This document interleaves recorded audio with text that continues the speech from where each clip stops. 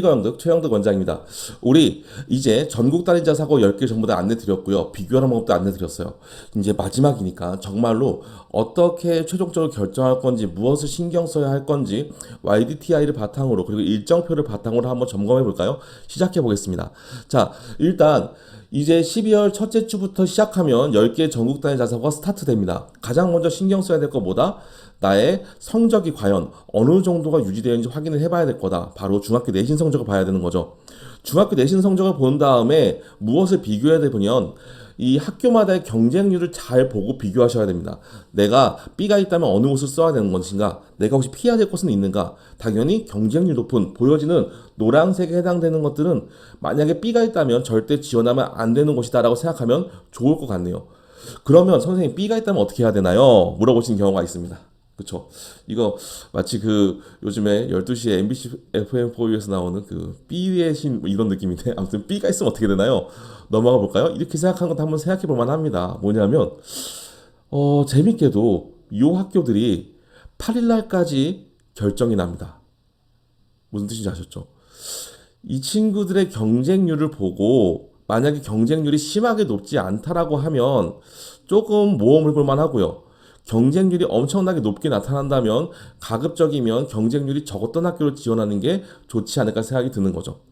자, 그런데 똑같이 2대1의 경쟁률로 보시면 안 되고요. 남자와 여자가 나눠져 있는 학교가 있고, 민사고 같은 경우에는 1.8배수 정도 되긴 하지만 300명을 선발하고요. 천안부기고 같은 경우엔 2배수가 아니라 1.5배수 선발하니까 경쟁률을 보실 때 이건 잘 신경 쓰시고 가셔야 됩니다. 자, 두 번째로 나 그냥 내신 그러면 만족, 이대로 도전해보자 라고 하면 그 다음에 뭘 봐야 되냐. 우리 친구가 그 학교의 다음 전형인 면접에서 혹은 자소서에서 승부가 날 때 나한테 만족스러운 부분이 있느냐를 찾아봐야 되겠죠. 나한테 적합한 부분은 뭐지를 생각해 보는 겁니다. 자, 그렇게 봤을 때 왼쪽에 있는 학교 같은 경우엔 독특한 제시문이나 아니면 다른 질문을 하더라.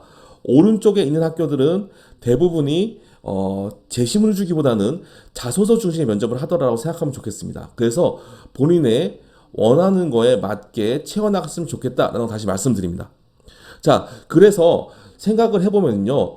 혹시 자소서에는 특이점이 없나? 라고 하면 상산고, 포항제철고가 조금 글자 수가 많다 정도인데, 자사고는 그렇게 특별한 게 없다라는 걸 생각해 줄 필요는 있을 것 같고요. 단, 민사고가 좀 독특한데요.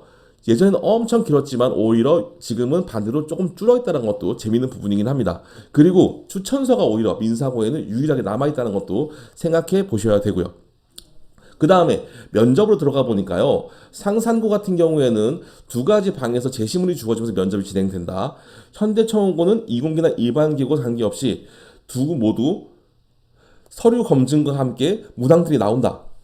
민사고가 제일 힘든 거죠. 민사고는 5개의 면접을 보더라. 인천 한여고도 제시문이 나오더라. 이렇게 제시문이 나오는 특이한 학교도 있더라라는 거를 다시 한번 눈여겨보실 필요가 있습니다. 자, 이 두 가지를 갖고 우리가 들어갈 수 있을까? 없을까를 생각해 보는데요. 조금 더 생각해 보면 들어가서 생활을 잘 해야 되는 거잖아요. 자, 무엇을 바라봐야 될까요? 혹시 저 학교 들어갔다가 나 등급 잘 안 나오는 거 아니야? 이런 불안감. 자, 이제 이런 불안감을 특목고 가서 자사고 가서 1, 2등급 할 자신 있는 친구들 하면 안 되겠죠. 그 친구들 말고 지금 제가 말씀드리는 건 2등급 후반에서 4등급 중반까지 한마디로 연고된 참 갔으면 좋겠지만 서강대 성균관대부터 시작해서 건대까지를 자사고를 이용해서 가고 싶은 친구들이라면 조금 민감하게 보셨으면 좋겠습니다. 자, 들어가 볼까요? 표준 편차들을 보니까요. 표준 편차의 차이가 많이 나네요. 그쵸?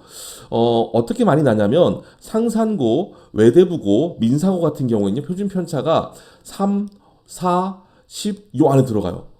표준 편차가 엄청 좁죠. 자, 그래서 지금 빨강색 경쟁형에 들어가 있는 학교들 같은 경우엔 3, 4등급 맞기가 굉장히 빡빡하다. 경쟁이 치열하다고 생각하시면 돼요.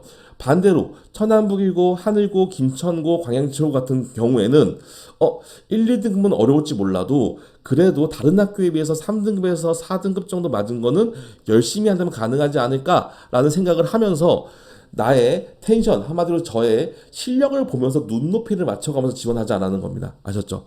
자, 이거만큼 중요한 게 한 가지 있습니다. 마지막으로 뭐가 중요하죠? 바로 이게 중요합니다. 우리 친구들 본인이 정시형 친구인가요? 수시형 친구인가요? 이것도 잘 생각해 볼 필요가 있다라는 거죠. 자율형 사립고 한마디로 자율형이기 때문에 학교마다 수업과 과정이 배치되어 있는 게 조금씩 다릅니다. 그래서 인풋과 중간에 프로세스가 다른 것처럼 실제로 졸업할 때에도 다른 퍼포먼스가 나오는데요. 상산고와 현대초원고 같은 경우에는 서울대 합격자들의 대부분이 정시 수능을 통해서 나타납니다. 하지만 외대부고, 포항제천고 같은 경우엔 정시와 수시 비율이 비슷하고요. 나머지 학교들 같은 경우엔 정시보다 수시형, 한마디로 활동으로 가는 경우가 많다인 거죠. 그러니까 우리 친구들이 둘 모두 가져갈 것인지, 아니면 정시에 집중할 것인지, 아니면 수시를 적절히 활용할 건지에 따라서 지원할 만한 학교가 달라진다라는 겁니다. 아셨죠? 자, 그런데 저렇게 해보니까 조금 티가 안 나는 게 있어요. 그래서 경쟁력이 어디가 제일 좋다는 거지? 라고 해서 제가 모집 인원수대로 나누니까요. 모집 인원수 대비로 하면 서울대를 가장 많이 가는 학교가 하나고, 그 다음에 민사고 외대부고가 될 수 있겠습니다. 그런데 여기 지금 숨어있는 1인치가 뭐죠? 의치한 학수를 많이 가는 학교들 있죠. 대표적으로 상산고가 그에 해당될 거예요. 그래서 그 수치는 한 가지 더 생각해 볼 필요가 있는데, 대부분 의치한에 가는 친구들의 지원 경향은 뭘로 간다? 정시로 간다. 그렇기 때문에 정시를 잘하는 학교가 의대도 많이 갈 겁니다. 그쵸? 네, 이렇게 네 가지 방향으로 마지막으로 10개 YDTI를 분석되고 정리를 해봤습니다. 아셨죠? 우리 친구들 이런 부분 민감하게 살펴보고 준비하시기를 바랍니다. 자, 이렇게 저때까지 10개의 학교를 모두 안내 드렸고요. 그 다음에 오늘 거 전국단위 자사고 선택법과 준비법까지 좀 안내 드렸습니다. 많이들 확인해 주시고요. 여러분들 많이 확인하고 많이 고민하고 많이 선택할수록 더 완벽한 선택이 될 겁니다. 그쵸? 그러니까 나중에 후회하지 말고 지금 잘 찾아서 준비하시기 바랍니다. 마지막으로 그동안 10개 학교를 설명하면서 제가 포인트로 잡았던 한 가지의 원포인트 문장들입니다.